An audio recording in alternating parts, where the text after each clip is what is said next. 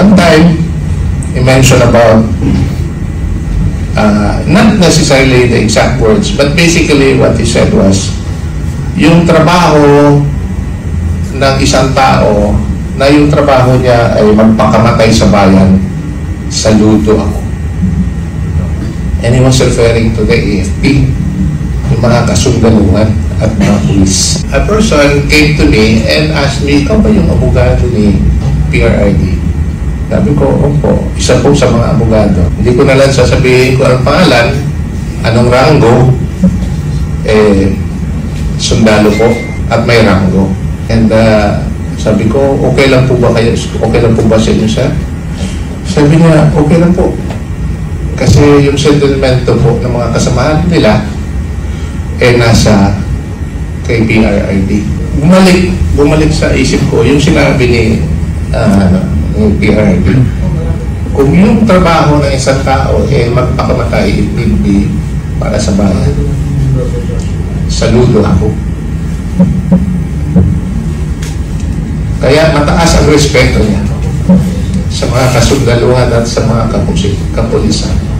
At the end of the day, he would always say, I take full legal responsibility sa mga ginawa ng panahon ng panunungkulan niya. Hindi niya inatrasan yan. And that's the reason why he's there. Gaya-gaya din ako ni General. Bago mag-umpisa, mag-emote muna ng sandali. Pangatlo ka, si Wendell una. Pero sa totoo lang, I don't want to see that video.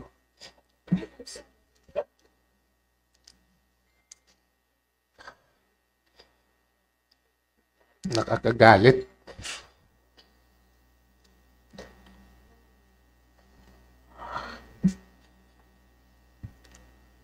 Not because of me, but because of Mayor Rudy.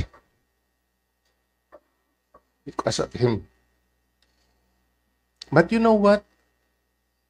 I watched that video again, and I was trying to recall that almost everyone was up to their feet. Tumataas yung boses, no? Makita naman kung sino yung tumataas ang boses. Lahat na. Pati na rin ako siguro. But I like to put that in context, no? I have to hold my ground because some people were telling me bakit hindi ko raw binalikan or anong ginawa ko kay General Torre. But you know what? Ano ko lang ito? Pinag-isipan ko lang yun na I need to hold my ground because I need to protect the President on my side. With E.S. Medialdea on the other side. Kasi mas matanda si E.S. Medialdea, nung sinita siya, hindi talaga niya mapigilan. Kaya napusasan si E.S. Medialdea. But I like to go back to my observation once I was looking at that video, that particular video. And you try to watch that video again in your own time.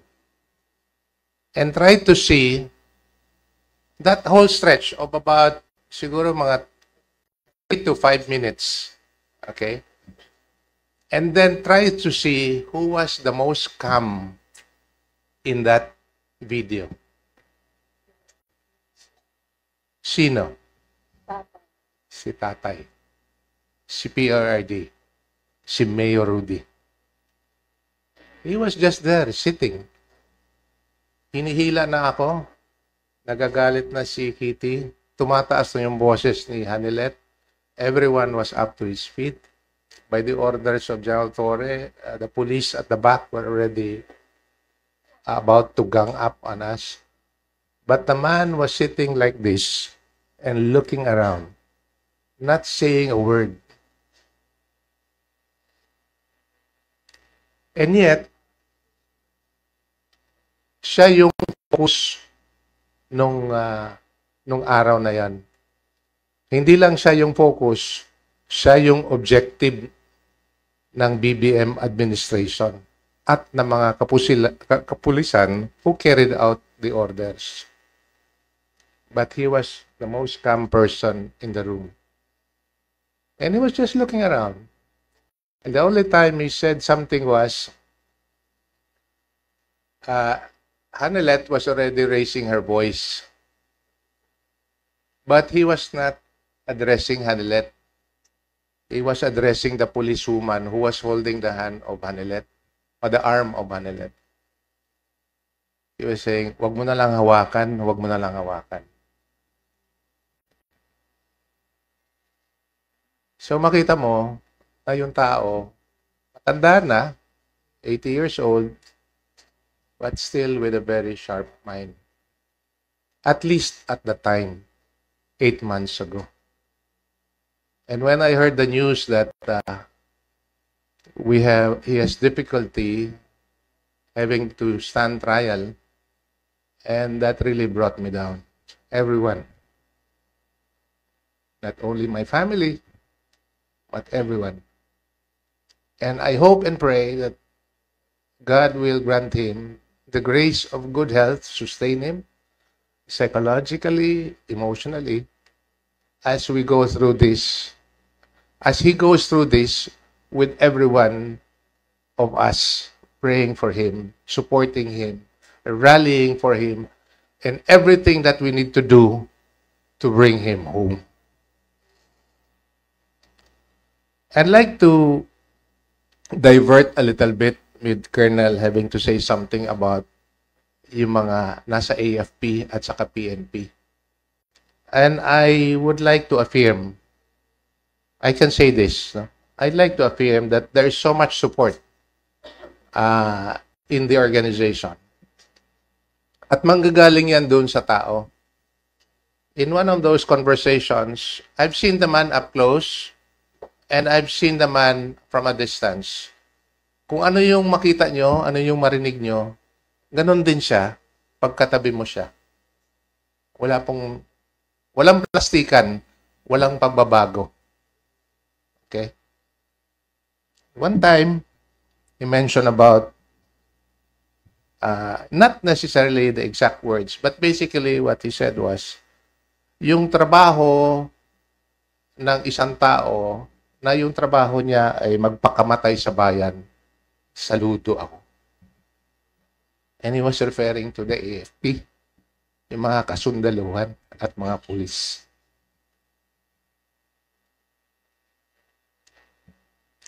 That's why when he became president, he took care of those who really stand and whose work, whose duty, if need be, to die for his country. And it is at this time that he has called upon those who admired to do your duty and stand up for your country. Yun ang sinasabi niya.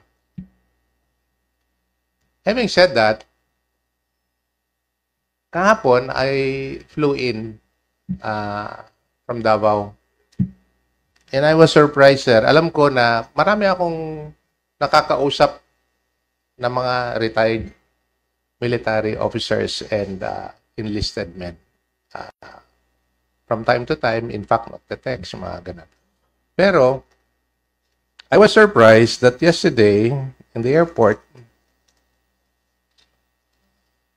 a person came to me and asked me, ikaw ba yung abogado ni PRRD? Sabi ko, opo, isa po sa mga abogado. Gusto niya magpa-selfie and I have to oblige. So, nagpa-selfie. And then, in return, I was just curious. I have to ask. Sabi ko, ano po yung trabaho niyo, sir? Hindi ko na lang sasabihin ko anong pangalan, anong ranggo, sundalo po. No? At may ranggo. And sabi ko, okay lang po ba kayo? Okay lang po ba sa inyo, sir? Sabi niya, okay lang po. Kasi yung sentimento po ng mga kasamahan nila nasa kay PRRD. And to me, that is uplifting. Kasi nga, there is one brave person, because normally you don't get those kind of reaction. And really, that reaction coming out publicly, expressing it publicly. But I appreciate it very much. Sabi ko, ituloy nyo lang yung serbisyo nyo sa bayan. Yun lang masabi ko. So, and bumalik sa isip ko yung sinabi ni PRRD.